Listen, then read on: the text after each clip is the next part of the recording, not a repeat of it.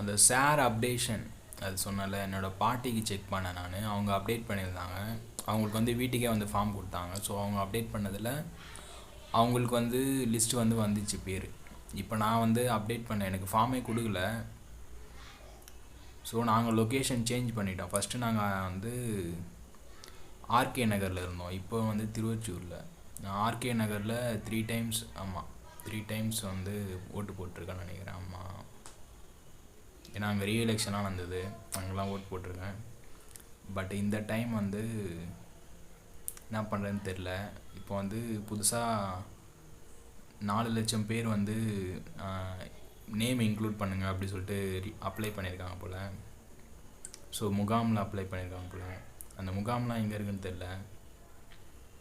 So search பண்ணால், கூகுளில் search பண்ணால் வருமானு தெரில, எதுவுமே தெரில. ஸோ வந்து விஜய் வேறு வராரு, யாருக்கு ஓட்டு போடுறதுன்னு நினச்சிருந்தேன்.